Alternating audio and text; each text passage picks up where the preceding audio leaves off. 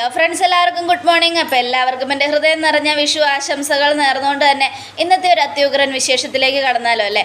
അങ്ങനെ നമ്മുടെ കല്യാണിയും പിന്നെ മൂങ്ങയും ഒക്കെ ഇങ്ങനെ നന്നായിട്ട് ആഘോഷിച്ചുകൊണ്ടിരിക്കുക, കമ്പിത്തിരിയൊക്കെ കത്തിച്ചുകൊണ്ട്. കിരൺ മോനൊന്ന് ആഘോഷിക്കാൻ നല്ല ആഗ്രഹം ഉണ്ടാവും മോളെ. സാരമില്ല മുമ്മേ, നമുക്ക് കിരണേട്ടനുമായിട്ട് പിന്നാമ്പുറത്ത് പോയി ആഘോഷിക്കാം, ഇപ്പം പറ്റില്ലല്ലോ എന്നൊക്കെ പറഞ്ഞുകൊണ്ട് അവരിങ്ങനെ സന്തോഷത്തോടെ ആഘോഷിച്ചുകൊണ്ടിരിക്കുക, പടക്കമൊക്കെ പൊട്ടിക്കുക. ഈ സമയമാണെങ്കിൽ ഇതെല്ലാം കണ്ട സരയുനാണെങ്കിൽ കലി കയറുക. അവളുടെ ഒരു ആഘോഷം കണ്ടില്ലേ അമ്മേ, അവൾ എന്തൊരു വൃത്തികെട്ട സ്ത്രീയാ. അവളുടെ ഭർത്താവല്ലേ അവിടെ തളർന്നു കിടക്കുന്നത്, എന്നിട്ടും അവൾക്ക് ഒരു കൂസലും ഇല്ലാതെയല്ലേ അവളിത് ആഘോഷിക്കുന്നേ. മോളെ, ആ തള്ള വന്നപ്പോൾ നമ്മൾ പറഞ്ഞത് എന്താ? കിരൺ തളർന്നു കിടക്കുന്നതുകൊണ്ടാണ് നമ്മൾ വിഷു ആഘോഷിക്കാത്തതെന്ന്. എന്നാൽ അവരത് ആഘോഷിച്ച് തകർക്കുക. അവളിപ്പോൾ അവളുടെ സംസ്കാരം കാണിക്കുന്നത്. കാരണം അവൾ പഠിച്ചതാ അവളുടെ തനി സ്വരൂപം, തനി സ്വഭാവം. ഇനി ഇതിൽ മാറ്റമൊന്നും ഉണ്ടാവില്ലമ്മേ. അവളെ നമുക്ക് എന്ത് പറഞ്ഞിട്ടും കാര്യമില്ല. അവൾക്ക് വലിയ സ്നേഹം അഭിനയിക്കുന്നവളുമാരാ എന്നൊക്കെ പറഞ്ഞുകൊണ്ട് നമ്മുടെ സരയു ആകട്ടെ ദേഷ്യപ്പെട്ടിങ്ങനെ നിൽക്കുക. പറഞ്ഞിട്ട് കാര്യമില്ല മോളെ, എല്ലാം കൊണ്ടും നമ്മൾ സഹിച്ചേ പറ്റൂ. കാരണം എന്താണെന്ന് വെച്ചിട്ടുണ്ടെങ്കിലേ, ഇനി അങ്ങോട്ട് നമ്മൾ എന്താ പറയുക, എല്ലാം ഇങ്ങനെ ഒതുങ്ങിയൊക്കെ ജീവിക്കണം. നമ്മളെന്തിനാ ഒതുങ്ങി ജീവിക്കുന്നത്? അവൻ്റെയും അവളുടെ അഹങ്കാരം കൊണ്ടാണ് അവൻ തളർന്നു വീണത്. എൻ്റെ അച്ഛനാണ് അത് ചെയ്തെങ്കിലും എനിക്ക് നല്ല സന്തോഷമുണ്ട്. കാരണം അവൻ തളർന്നു കിടക്കേണ്ടവൻ തന്നെയാണ്. എന്തായാലും അവൻ തളർന്നു കിടന്നിട്ടും അവൾക്കൊരു കൂസലുമില്ലല്ലോ. ഇപ്പം തന്നെ കണ്ടില്ലേ, വിഷു ഒക്കെ അടിച്ചു പൊളിച്ച് ആഘോഷിക്കുമല്ലേ. മോളെ, ഇനിയിപ്പോൾ അതിനെക്കുറിച്ച് ഓർത്തൊന്നും നമ്മൾ പറഞ്ഞിട്ട് കാര്യമില്ല. നാളെ രാത്രി മോളുടെ അച്ഛൻ വരുമല്ലോ.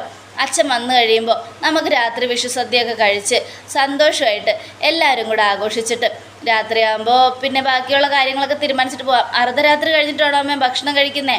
അതിനെന്താ, മോളുടെ അച്ഛൻ ഒരു ഭക്ഷണപ്രിയനല്ലേ. ഏത് സമയത്തും അദ്ദേഹത്തിന് അയാൾക്ക് ഭക്ഷണം കൊടുത്താലും ഒരു കുഴപ്പമില്ല. പ്രത്യേകിച്ച് ഞാനുണ്ടാക്കുന്ന ഭക്ഷണം ആസ്വദിച്ച് കഴിക്കുന്ന കൂട്ടത്തിലാണ് മോളുടെ അച്ഛൻ. അത് ശരിയാ. എന്നാൽ പിന്നെ അച്ഛൻ വന്നിട്ട് നമുക്ക് ബാക്കിയുള്ള കാര്യങ്ങൾ തീരുമാനിക്കാം. അപ്പുറത്ത് എന്താ ആഘോഷം നടന്നാലും അതിൽ തലയിട്ട് അതെന്താണെന്ന് അറിയാനായിട്ട് നമ്മൾ പോകണ്ട മോളെ, അത് ശരിയാവില്ല എന്നൊക്കെ പറഞ്ഞുകൊണ്ട് ശാരി ഇങ്ങനെ നിൽക്കുക. ഈ സമയമാണെങ്കിൽ വലിയ പടക്കം പൊട്ടിക്കലൊക്കെ കേൾക്കുക. ആഘോഷിക്കട്ടെ. അവൾക്കൊക്കെ ഇനിയൊരു വിഷു ഉണ്ടാവാൻ പാടില്ല. അവൾ ഇങ്ങനെ വിഷു ഒന്നും ആഘോഷിക്കാൻ പറ്റാത്ത അവസ്ഥയിൽ കരയണം എന്നൊക്കെ ആലോചിച്ചുകൊണ്ട് സരി അകത്തേക്ക് പോവുക. ഈ സമയം CS രൂപയൊക്കെ പടക്കം പൊട്ടിക്കുന്ന ഫോട്ടോയൊക്കെ എടുത്ത് അയച്ചു കൊടുക്കുക. ഇത് നോക്കിയാൽ അമ്മമ്മേ, എന്ത് രസമാണ് കാണാൻ, എല്ലാവരും നോക്കിയെന്നും പറഞ്ഞ് എല്ലാവരും കൂടെ കാണുകയാണ്. അങ്ങനെ അവരിങ്ങനെ ചിരിയും കളി സംസാരമൊക്കെ ആയിട്ട് കമ്പിത്തിരി മത്താപ്പൊക്കെ കത്തിച്ചുകൊണ്ടിരിക്കുകയാണ്. ഇതേ സമയം നേരം വെളുത്തതും ആദ്യമേ കാണിക്കുന്നത് നമ്മുടെ കിരണിനെയാണ്. കിരണിനെ കല്യാണി കണ്ണു പൊത്തി കൂട്ടിക്കൊണ്ടുവരിക. എന്നിട്ട് ഭഗവാന് മുന്നിൽ കൊണ്ടുവന്ന് നിർത്തിയതിന് ശേഷം നമ്മുടെ കിരണിനോട് കണ്ണു തുറക്കാൻ പറയുക. അപ്പോൾ കിരൺ കണ്ണു തുറന്നതും കിരൺ കണ്ണാടിയിലേക്കും കൃഷ്ണനെയും ഒക്കെ നോക്കിയതിന് ശേഷം കല്യാണിയെ നോക്കുക. എന്നെ നോക്കാതെ ഭഗവാനെ നോക്കുക കിരണേട്ടാ. എൻ്റെ ഭാര്യയെ നോക്കിയാലും കുഴപ്പമൊന്നുമില്ല, നീയും ഐശ്വര്യമുള്ള മുഖമാണ്. ഈ സമയം മൂങ്ങ ദീപയും കൊണ്ടുവരികയാണ്. അങ്ങനെ ദീപയുടെ കണ്ണ് പൊത്തി കൊണ്ടുവന്ന് ഭഗവാന് മുൻപിൽ നിർത്തി ദീപയും കണ്ണ് തുറന്ന് ഭഗവാനെ നോക്കി. അതിനുശേഷം കണ്ണാടിയിൽ നോക്കിയിട്ട് പിന്നീട് തിരിഞ്ഞു. സന്തോഷമായമ്മേ, അമ്മയുടെ മോൻ എന്നെ കല്യാണം കഴിച്ചതിന് ശേഷം ആദ്യമായിട്ടാണ് അമ്മ എന്നെ ഈ കണി കാണിക്കുന്നത്. ഇതെനിക്ക് ആദ്യത്തെ അനുഭവമാണ്. അതേ മോളെ, ഞാനും അതിനെ ഒരുപാട് സങ്കടപ്പെട്ടിട്ടുണ്ട്. കാരണം എപ്പോഴെങ്കിലും നിങ്ങളൊക്കെ ഇങ്ങനെ സ്നേഹത്തോടെ ചേർത്ത് നിർത്തണമെന്നും കൂടെ ഉണ്ടായിരിക്കണമെന്നൊക്കെ ചിന്തിച്ചിട്ടുണ്ട്. എന്നാൽ ദുഷ്ടനായ എൻ്റെ മോനും അവൻ്റെ മോനും കൂടെ ചേർന്ന് എൻ്റെ മനസ്സിനെ മാറ്റാൻ സമ്മതിച്ചില്ല മോളെ. നിങ്ങളോടൊക്കെ സ്നേഹം ഉണ്ടായിരുന്നിട്ടും അതൊന്നും പുറത്ത് കാണിക്കാൻ പറ്റിയില്ല എനിക്ക്. അതുകൊണ്ടാണ് ഞാൻ ഇങ്ങനെയൊന്നും ചെയ്യാതിരുന്നത്. എന്നോട് ക്ഷമിക്കും മോളെ കല്യാണി, നിന്നെയും ഞാൻ ഒരുപാട് വേദനിപ്പിച്ചിട്ടുണ്ട്. വിഷു കൈനീട്ടം തരേണ്ട സമയത്തൊക്കെ പാല് കറന്ന കാശ് കൊണ്ടുവന്ന് നീ എൻ്റെ കയ്യിൽ തരും. അതിൽ നിന്നും 1 രൂപ പോലും ഞാൻ മോൾക്ക് തന്നിട്ടില്ല. അതിൻ്റെയൊക്കെ ഞാനിന്ന് ശിക്ഷയാണ് എനിക്കിന്ന് കിട്ടിക്കൊണ്ടിരിക്കുന്നത്. അതൊക്കെയാണ് ഞാനിന്ന് അനുഭവിച്ചുകൊണ്ടിരിക്കുന്നത്. സാരമില്ല അമ്മമ്മേ, കഴിഞ്ഞു പോയ കാര്യങ്ങളൊന്നും പറയണം മോനെ, ഇല്ലെങ്കിൽ എനിക്കൊരു സമാധാനം കിട്ടില്ല. അന്നൊരു ദിവസം അടുപ്പ് കത്തിക്കൊണ്ടിരിക്കുന്ന സമയത്ത് അടുപ്പൊന്നും ഊതി കത്തിച്ചില്ല എന്നും പറഞ്ഞ് ഇവളുടെ കയ്യിലിരിക്കുന്ന സ്ലേറ്റും ബുക്കും ഒക്കെ ഞാൻ മേടിച്ചെറിഞ്ഞു. അതൊക്കെ എറിഞ്ഞതും അടുപ്പിനകത്തായിരുന്നു. അന്ന് ഞാനതൊന്നും എറിഞ്ഞില്ലായിരുന്നെങ്കിൽ ഇന്ന് മോള് പഠിച്ച് ഒരു ഡോക്ടറോ കളക്ടറോ ആരെങ്കിലും ആയാനായിരുന്നു. അത് കേട്ടതും അതിനേക്കാളൊക്കെ മുകളിൽ അമ്മമ്മേ ഇപ്പോൾ ഇവൾ നിൽക്കുന്നത്. അത് കേട്ടതും നമ്മുടെ മൂങ്ങ, അതെനിക്ക് മോനെ സന്തോഷം. ഞാനന്ന് ഒരുപാട് തെറ്റ് ചെയ്തു, ഒരുപാട് പാപങ്ങൾ ചെയ്തു. ആ പാപമെല്ലാം ശിക്ഷയായി ഇന്നെനിക്ക് തിരിച്ചടിയായി കിട്ടിക്കൊണ്ടിരിക്കുക. പക്ഷേ ഇപ്പോൾ അങ്ങനെയില്ല. എന്തൊക്കെ സംഭവിച്ചാലും ഞാൻ ചെയ്ത പാപങ്ങളൊക്കെ എനിക്കിനി പ്രായശ്ചിത്തമായിട്ട് നിങ്ങളെ സ്നേഹിച്ച് തീർക്കണം. സാരമില്ല അമ്മമ്മേ, എനിക്കതിലൊക്കെ ഇപ്പം നല്ല സന്തോഷമേ ഉള്ളൂ. കാരണം ഇന്ന് ഞാൻ നല്ല നിലയിലെത്തി നിൽക്കുന്നതും അമ്മമ്മയുടെ ഈ സ്നേഹം കിട്ടുന്നതൊക്കെ എൻ്റെ ഭാഗ്യ. അന്ന് ഞാൻ മോളെ, പക്ഷേ അന്ന് ഞങ്ങളാണ് നിന്നെ വളർത്തിയിരുന്നെങ്കിൽ ഉറപ്പായിട്ടും ഇന്ന് വിക്രത്തെ പോലെ കള്ളിയോ പെരുങ്കള്ളിയോ ജയിൽ പുള്ളിയോ വല്ല ആയാൻ്റെ മോള്. പക്ഷേ ഈ മോളെ വളർത്തിയത് ഇവളാ, ദീപയുടെ നല്ല മനസ്സും നല്ല സ്വഭാവവും പകുത്തു നൽകിയ മോളെ വളർത്തിയത്. അതുകൊണ്ടാണ് മോളിന്ന് നല്ല നിലയിൽ നിൽക്കുന്നത് മോളെ. അതെനിക്കറിയാം അമ്മമ്മ എന്നൊക്കെ പറഞ്ഞുകൊണ്ട് നമ്മുടെ കല്യാണി ഇങ്ങനെ ഭയങ്കര സന്തോഷത്തോടെ നിൽക്കുക. ഇനി അമ്മമ്മ തന്നെ എല്ലാവർക്കും വിഷു കൈ നീട്ടെന്താ? ഏയ് അത് വേണ്ട മോളെ, ഞാൻ വിഷു കൈ നീട്ടം തന്നാൽ ശരിയാവില്ല മോളെ, അത് നല്ലതല്ല. ആര് പറഞ്ഞു നല്ലതല്ല എന്ന്? അമ്മമ്മയുടെ കൈ രാശിയുള്ളതാ, അമ്മമ്മ ഞങ്ങൾക്ക് കൈ നീട്ടം തന്നാൽ മതി, താ അമ്മമ്മ എന്നും പറഞ്ഞുകൊണ്ട് നമ്മുടെ കല്യാണി ചോദിക്കുക. അത് കേട്ടത് കിരണും പറയുക, അതെ അമ്മമ്മ, അമ്മമ്മ തന്നെ തന്നാൽ മതി. അങ്ങനെ മുത്തശ്ശി എല്ലാവർക്കും കോയിനെടുത്ത് കൊടുക്കുകയാണ് കൈനീട്ടമായിട്ട്. അതൊക്കെ മേടിച്ച് സന്തോഷത്തോടെ കിരണും കല്യാണി ഇങ്ങനെ നിൽക്കും. അങ്ങനെ മൂങ്ങ അങ്ങോട്ട് പോയി, ദീപയും അങ്ങോട്ട് പോയി. അപ്പോൾ കിരൺ കല്യാണി ചേർത്ത് പിടിച്ച് സന്തോഷത്തോടെ കല്യാണിയുടെ മുഖത്ത് നോക്കി ചിരിക്കുക. ഈ സമയം പിന്നീട് കാണിക്കുന്നത് നമ്മുടെ രൂപയാണ്. രൂപ സി എസിനെയും കൂട്ടിക്കൊണ്ട് വരികയാണ്. സി എസിനെ കണ്ണ് പൊത്തി കൊണ്ടുവന്ന് ഭഗവാന് മുന്നിൽ നിർത്തി. അതിനുശേഷം കണ്ണിൽ നിന്നും കൈമാറ്റി, ഇനി കണ്ണ് തുറന്ന് നോക്ക് ചന്ദ്രേട്ട എന്നും. അപ്പോൾ സി എസ് കണ്ണുറന്നതിന് ശേഷം ഭഗവാനെ നന്നായിട്ട് പ്രാർത്ഥിച്ചു. ഈശ്വര, ഇന്നലെ കിട്ടിയ ദുസ്സൂചന അതൊരിക്കലും എൻ്റെ കുടുംബത്തിൽ ആർക്കും ഒരാപത്ത് സംഭവിക്കരുതേ എന്നും പറഞ്ഞ് പ്രാർത്ഥിച്ചു. ഈ സമയം അതിനുശേഷം നമ്മുടെ ആൽബിയെ സോണി കൂട്ടിക്കൊണ്ടുവരിക. അങ്ങനെ ഓരോരുത്തരായിട്ട് കണി കാണുക. എല്ലാവരും കണിയൊക്കെ കണ്ട് പ്രാർത്ഥിച്ചൊക്കെ കഴിഞ്ഞു. ഡ്രോയിൽ നിന്നും 200 നോട്ടെടുത്ത് സി എസ് എല്ലാവർക്കും കൈനീട്ടം കൊടുക്കുക. എല്ലാവരും കൈനീട്ടം മേടിച്ച് സന്തോഷത്തോടെ നിൽക്കുവാണ്. ഈ സമയമാണെങ്കിൽ അങ്കിളെ, അതെ അച്ഛൻ പപ്പ വിളിച്ചായിരുന്നു, പപ്പയ്ക്ക് നമ്മുടെ ഫോട്ടോ വേണമെന്ന്. അതിനെന്താണ് മക്കളെ, അയച്ചു കൊടുക്കാമല്ലോ, അതിനെന്തിനാ നമ്മൾ മടിക്കുന്നേ? ഫോട്ടോയല്ലേ ഇപ്പം നമുക്ക് കാണാനുള്ളൂ. അച്ചായനോട് ഞാൻ പറഞ്ഞതാ ഫ്ലൈറ്റ് കയറി ഇങ്ങോട്ട് വരാൻ. അച്ചായനാണെങ്കിൽ സമയമില്ല, അവിടെ തിരക്കല്ല അങ്കിൾ, അതുകൊണ്ടാണ്. എന്നാൽ പിന്നെ നീ ഫോൺ എടുത്തോണ്ടോ മോനെ, നമുക്ക് സെൽഫി എന്നെ എടുത്ത് അയച്ചു കൊടുക്കാം എന്നും പറയണം. അത് കേട്ടതും നമ്മുടെ ആൽബി ഓടിപ്പോയി മൊബൈൽ എടുത്തുകൊണ്ട് വരിക. മൊബൈൽ എടുത്തുകൊണ്ട് വന്നിട്ട് എല്ലാവരും കൂടെ സെൽഫി എടുത്ത് സന്തോഷത്തോടെ ഇങ്ങനെ നിൽക്കുകയാണ്.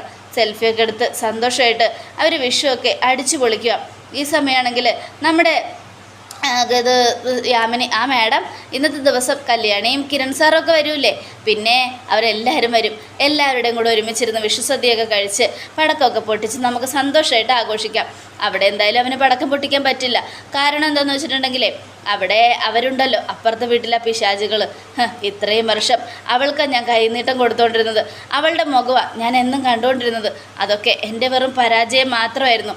എനിക്ക് അവളോടിപ്പോൾ ഒരു തുള്ളി സ്നേഹം പോലും ഇല്ല, തോന്നുന്നേ ഇല്ല. എങ്ങനെ തോന്നും? ഞാൻ വളർത്തിയത് അവളെ, പക്ഷേ നല്ല രീതിയിൽ തന്നെ ഞാൻ വളർത്തിയത്. എന്നാൽ അവളുടെ അച്ഛൻ്റെ രക്തമല്ലേ അവളുടെ ശരീരത്തിൽ കലർന്നിരിക്കുന്നത്. അതുകൊണ്ട് തന്നെയാണ് അവൾ വഴിതെറ്റിപ്പോയത്. എന്തായാലും അങ്ങനെ പോയതുകൊണ്ട് ഒരു കാര്യം എനിക്ക് മനസ്സിലായല്ലോ, അവളെപ്പോലെ ഒരു ലോക ചെറ്റ ഈ ലോകത്ത് വേറെയില്ല. അതൊക്കെ പറഞ്ഞ് അവരിങ്ങനെ സന്തോഷത്തോടെ നിൽക്കുവാണ്. ഈ സമയമാണെങ്കിൽ പിന്നീട് കാണിക്കുന്നത് നമ്മുടെ സരയുനെയാണ്. സരയും മനോഹരനെയും കണ്ണ് പൊത്തി കൊണ്ടുവരിക.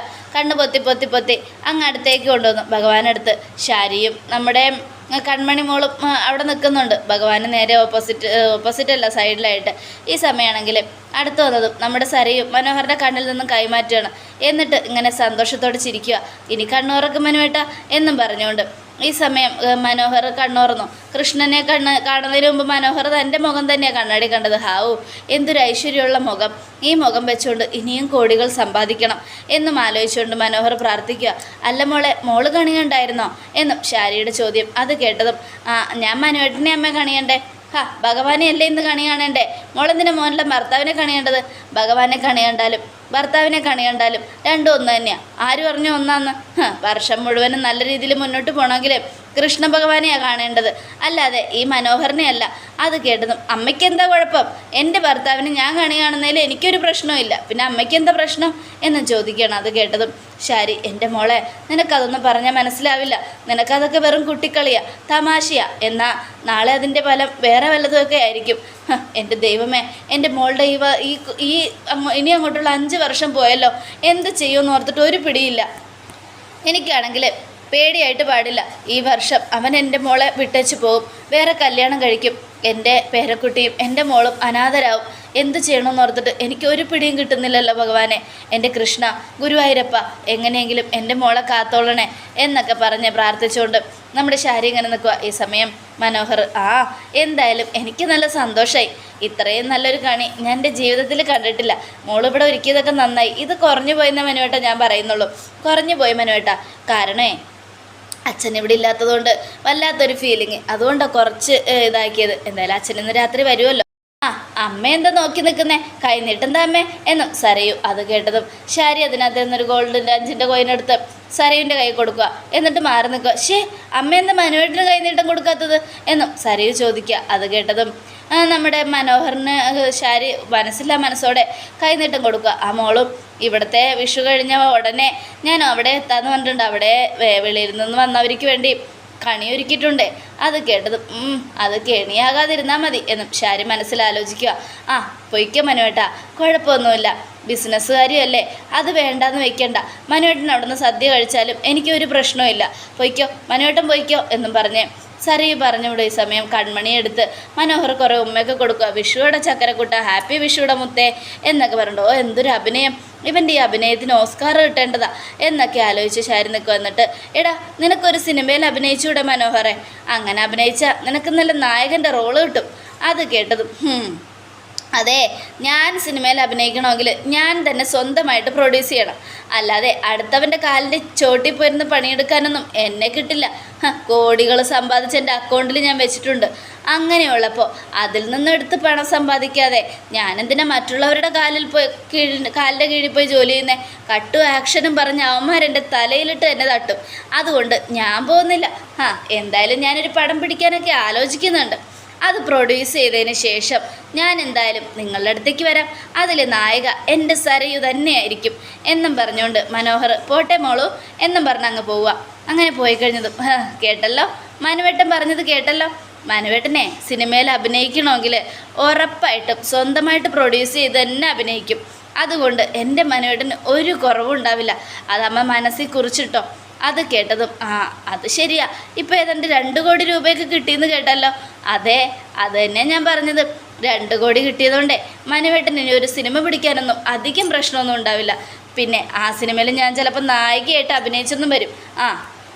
എൻ്റെ മനുവേട്ടൻ പ്രൊഡ്യൂസ് ചെയ്യുന്ന സിനിമയിൽ ഞാനായിരിക്കും നായിക. അങ്ങനെ ഞാൻ നായികയായിട്ട് അഭിനയിക്കുമ്പോൾ എനിക്കാണെങ്കിൽ ഇനി ഞാൻ വലിയൊരു നായികയൊക്കെ ആയിട്ട് അറിയപ്പെട്ട് കഴിയുമ്പോൾ അപ്പുറത്തുള്ളവളും ഇപ്പോൾ ഭയങ്കര വലിയ ഉയർച്ചയിലാണല്ലോ നിൽക്കുന്നത്. ഇപ്പോൾ നമ്മൾ അവളുടെ പേരിൽ അറിയപ്പെടേണ്ടി വരും. എന്നാൽ നാളെ ഞാൻ നായികയായി കഴിഞ്ഞാൽ നമ്മളുടെ പേരിൽ അവരറിയപ്പെടേണ്ടി വരും. അതുകൊണ്ട് നോക്കിക്കോ ഇനി നടക്കാൻ പോകുന്ന കാര്യങ്ങൾ. എൻ്റെ മോളെ, ഞാൻ സിനിമയുടെ കാര്യം ഒന്ന് വെറുതെ എടുത്തിട്ടതാ. നീ എന്തിനാ വെറുതെ അതിൽ കയറി പിടിച്ച് ഇത്രയും വലിയൊരു ഇഷ്യൂ ആക്കുന്നേ? ഇല്ലമ്മേ, ഞാൻ സീരിയസ് ആയിട്ട് തന്നെയാണ്. ഇനി എൻ്റെ മനുവേട്ടനൊരു സിനിമ പിടിക്കുമ്പോൾ ഉറപ്പായിട്ടും ഞാനതിൽ നായിക തന്നെയായിരിക്കും. ആ സിനിമയിൽ നായകനും വില്ലനും ഒക്കെ ഉണ്ടാവും. നായകൻ എൻ്റെ മനുവേട്ടനും. ഇല്ല മോളെ, നിനക്ക് തെറ്റി. എന്താമ്മ അങ്ങനെ പറഞ്ഞേ? ഞാൻ പറയുന്നത് ശരിയാണെന്ന് എനിക്ക് 100% അറിയാം. പക്ഷെ അത് ശരിയാണെന്നും തെറ്റാണെന്ന് നിനക്ക് തോന്നിയാൽ അത് എൻ്റെ തെറ്റല്ല മോളെ. ഞാനൊരു കാര്യം പറയട്ടെ, ഒരേ ഒരു സത്യം, കിരൺ അവൻ വീണില്ലായിരുന്നെങ്കിലും അവൻ വീണാലും ഇനി നായകൻ അവൻ തന്നെയായിരിക്കും മോളെ. അവനെ കഴിഞ്ഞിട്ടേ ഉള്ളൂ മറ്റൊരു നായകനും ഏത് സിനിമയിലും. അത് കേട്ടതും എന്ത് വേണേലും പറഞ്ഞോ, വിഷുവായിട്ട് എൻ്റെ മൂഡ് കളയരുത്. അപ്പുറത്ത് മയങ്ങി കിടക്കുന്ന വൃത്തിയായിട്ട് അവനെ കുറിച്ച് പറയാനാണ് അമ്മ ഇത്രയും മനുഷ്യന് ഇതൊക്കെ ആയിട്ട് കണിയൊക്കെ ഒരുക്കി വെച്ചത്. അത് കേട്ടതും മോളെ, ഞാൻ പറഞ്ഞത് സത്യമാണ്. അവന് മാത്രമേ യഥാർത്ഥ നായകനാകാൻ കഴിയൂ. ഒരിക്കലും നിൻ്റെ ഭർത്താവിന് അതിന് കഴിയില്ല. അതുകൊണ്ട് നീ സൂക്ഷിച്ചോ. നിൻ്റെ ജീവിതം ഒരു ആണിത്തുമ്പിലാണ് നിൽക്കുന്നേ. ആടിയ നീ അങ്ങോട്ടും ഇങ്ങോട്ടും ഒന്നും ഇല്ലാതെ നിന്ന് ആടേണ്ടി വരും. അത് കേട്ടതും ഒന്ന് പോമേ, കിരൺ ഹീറോയാണ് പോലും. ഹീറോ എനിക്കങ്ങനെയൊന്നും തോന്നിയിട്ടില്ല. അവൻ ഹീറോ അല്ല, ജീറോ. അത് കേട്ടതും നമ്മുടെ ശാരി ഇങ്ങനെ ആലോചിക്കുക, ഒരിക്കലും അവൻ സീറോ അല്ല മോളെ. അവനാ യഥാർത്ഥ ഹീറോ. മനസ്സുള്ളവൻ, മനസ്സലിവുള്ളവൻ. അവനെപ്പോലെ ഒരുത്തന്നെ നീ മിസ് ചെയ്തു. അവനായിരുന്നു നിൻ്റെ ജീവിതത്തിൽ വന്നിരുന്നെങ്കിൽ ഉറപ്പായിട്ടും നിനക്ക് ഇതുപോലെ അനുഭവിക്കേണ്ടി വരില്ലായിരുന്നു. മര്യാദയ്ക്ക് ഒരു ഇതുപോലും ഇല്ല, ഒരു ജോലി പോലും ഇല്ല. എന്ത് ചെയ്യണമെന്ന് ഓർത്തിട്ട് ഒരു പിടിയില്ല. എല്ലാം കൊണ്ടും എൻ്റെ മോളിങ്ങനെ കഷ്ടപ്പെടേണ്ടത് കാണേണ്ടി വരുമല്ലോ എൻ്റെ ഭഗവാനെ എന്നും പറഞ്ഞ് ശാരി പ്രാർത്ഥിക്കുക. ഈ സമയം സരയു, എന്നാലേ ഇനി മതി മനുവേട്ടനെ കുറ്റപ്പെടുത്തിയതൊക്കെ. അച്ഛൻ വരുമെന്ന് പറഞ്ഞിട്ടില്ലേ, സദ്യയൊക്കെ ഒരുക്ക് എന്നും പറഞ്ഞുകൊണ്ട് സരയും അങ്ങോട്ട് പോവുക. സരയും അങ്ങ് പോയി കഴിഞ്ഞതും നമ്മുടെ ശാരി ആലോചിക്കുകയാണ്, ഈശ്വര എങ്ങനെയെങ്കിലും എൻ്റെ മോളുടെ ജീവിതത്തിൽ നിന്ന് ഇവൻ ഇറങ്ങിപ്പോവും. അങ്ങനെ പോയാൽ ഇനി അങ്ങോട്ടുള്ള എല്ലാ വർഷവും എൻ്റെ മോൾക്ക് വിഷുവും ഇല്ല, ഓണവും ഇല്ല, ഒന്നുമില്ല. ആകെ മൊത്തം എൻ്റെ മോൾക്ക് സങ്കടത്തിൻ്റെ ദിവസങ്ങൾ മാത്രം. എന്നും അവൾ കരഞ്ഞുകൊണ്ടേയിരിക്കും. കരഞ്ഞ് കരഞ്ഞ് എൻ്റെ മകൾ തളർന്നു പോകുമല്ലോ ദേവി. ദൈവമേ, ഭഗവാനെ, കൃഷ്ണ കാത്തുള്ളണേ, നീയല്ലാതെ മറ്റൊരാളും ഞങ്ങൾക്കില്ല എന്നൊക്കെ പറഞ്ഞ് നമ്മുടെ ശാരി ഇങ്ങനെ മുട്ടിപ്പായിട്ട് പ്രാർത്ഥിക്കുകയാണ്. അപ്പോൾ അതോടുകൂടെ എപ്പിസോഡ് അവസാനിക്കുകയാണ്. നാളത്തെ ഒരു തകർപ്പൻ വിശേഷത്തിനായിട്ട് കാത്തിരിക്കുക. എല്ലാവർക്കും ഒരിക്കൽ കൂടെ നല്ലൊരു ശുഭദിനം തന്നെ ആയിക്കോട്ടെ. Thank you front.